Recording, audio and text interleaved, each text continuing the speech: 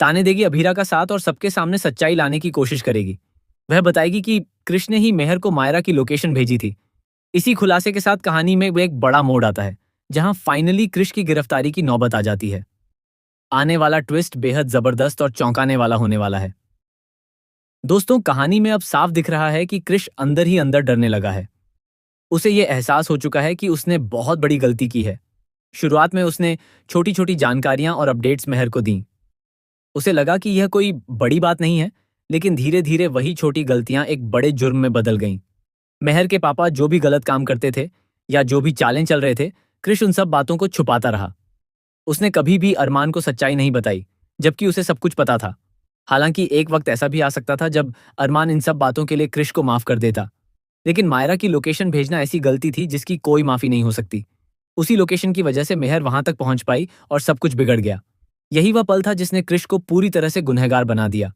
आने वाले एपिसोड्स में यह भी देखने को मिलेगा कि कृष्ण के फोन से भेजे गए मैसेज तान्या देख लेती है। वह सच्चाई जान जाती है, लेकिन कृष्ण उससे हाथ जोड़कर माफी मांगता है और उसे मनाने की कोशिश करता है कि वह यह सच किसी को न बताए।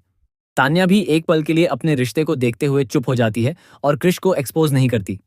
लेकिन यह चुप्पी कब तक रहेगी, यही सबसे बड़ा सवाल है। दूसरी तरफ मेहर का असली चेहरा भी सामने आने लगता है। कृष्ण को भी अब समझ आ रहा है कि मेहर कितनी खतरनाक और जुनूनी है। वह अरमान के लिए इस कदर ऑब्सेस्ड है कि किसी भी हद तक जा सकती है।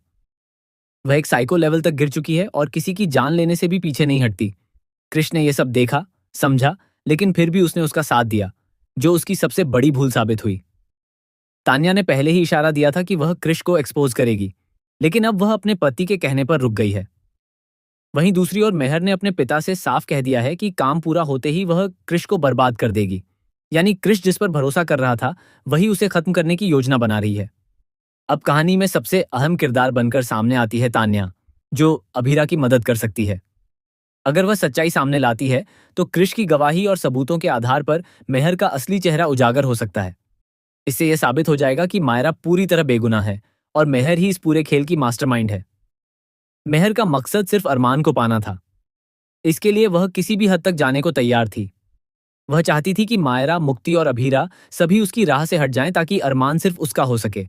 यही वजह थी कि उसने लोकेशन मांगी और कृष्ण ने बिना सोचे समझे उसे दे दी। अब जब सच्चाई धीरे धीरे सामने आ रही है तो कृष्ण का बच पाना मुश्किल है। उसकी गिरफ्तारी तय मानी जा रही है। अभीरा और अरमान, जो उस पर आंख बंद करके भरोसा करते थे, अब पूरी तरह टूट जाएंगे।